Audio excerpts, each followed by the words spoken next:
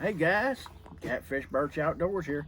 Hey, I had a request of a lot of guys want to know how I make my noodles and how I fish them. So I'm gonna show y'all how I make my noodles.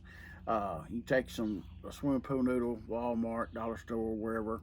My noodles, I cut them in 10.5 inches long, and then I take 3/4 inch PVC pipe and I cut them 20 inches long.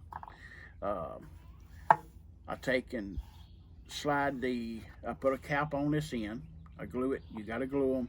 Takes PVC pipe glue on one end, and then you slide your pool noodle all the way up to the top. Now, some of these noodles, the hole inside these noodles, sometimes is a little bit bigger for this 3/4 inch pipe, and it may be a little bit loose, but there's a fix to that. You pull this back some from the end down here, and you take some Gorilla Glue. When you take that Gorilla Glue, you want to wet your pipe. What I do is I just leave the water running just a little bit. I just run it underneath that water, get that pipe wet, and then I put just a little dab of Gorilla Glue on it. I run it back underneath there again, wet that Gorilla Glue, because that Gorilla Glue has to be wet before it to stick. And then I slide that Gorilla Glue all the way up to the top, this PVC pool noodle all the way up to the top. And so sometimes they'll come out to the end here just a little bit, so you don't want to put a whole lot, because it'll come out and then you have to clean that off. But I take I think it's a 3/4 inch stud, and I think it's 4 inches long, and I slide it inside this PVC pipe. You want it just better slide in and out where it will slide real good, and you can hear it there. You want to be able to slide, but you need a little bit of weight to it. If you don't have any studs like that, you can use PVC rebar. You can use any type of something other, but it needs to have a little bit of weight for it to make this noodle stand straight up. If it's too light, it'll float just like this right here, so it's not helping you nothing for what you're using it for. So it needs to have a little bit of a weight to it. So I take a Walmart, I think it's Strand is what I use, just a cheap Walmart monofilament line, 50-pound test.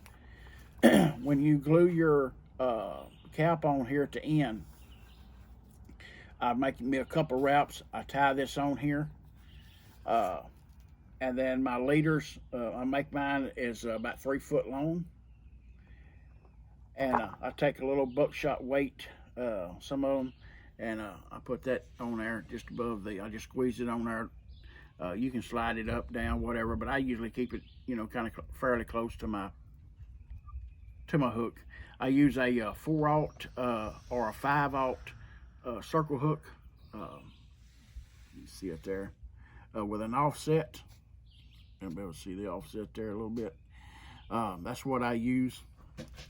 This hook right here will hold any fish, bigger fish you want to catch, because he can move this line. It's not like a trot line where he's got a sudden stop as far as he can go. He can tire himself out with this noodle right here. So you can hold a big fish. You want to put your name, address. We're required that here in Texas, and also the date. I do put my telephone number on there, because if you do lose them, a lot of people will call you and tell you, hey, I got your noodles or whatever, so you don't lose these things. I just write it on with a Sharpie. If you want to change your dates on here, you just take you some rubbing alcohol with a paper towel, and you can rub it, and it'll come right off, and just change your dates each time you go fishing. Here we got I think it's every 10 days or 12 days or so, we have to change our dates. So that's the way I do mine. I do run a little bit of reflective paint up there on top. You want to fish at night. And when you set these things out, you want to put these noodles, the weights on the bottom, on the noodle side here, because want to let it be floating like this. And then when you catch a fish, what it does, or if it gets your bait or whatever, when he hits it, it'll make it stand straight up, just like that.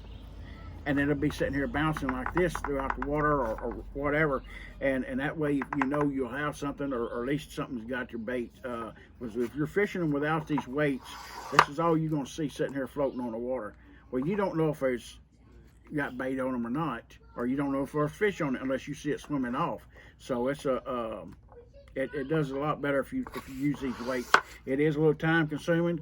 It might cost you a little bit to do it, but in the long run, it's a whole lot better to do it that way. But that's why you want to put the weights on here, so you'll know if there's fish on here. We've got some veterans up here going to be fishing this weekend, so y'all be sure to watch these videos. And so that's how I fix these up. And let me know if y'all want any more type of videos out. I'll be posting them out for y'all.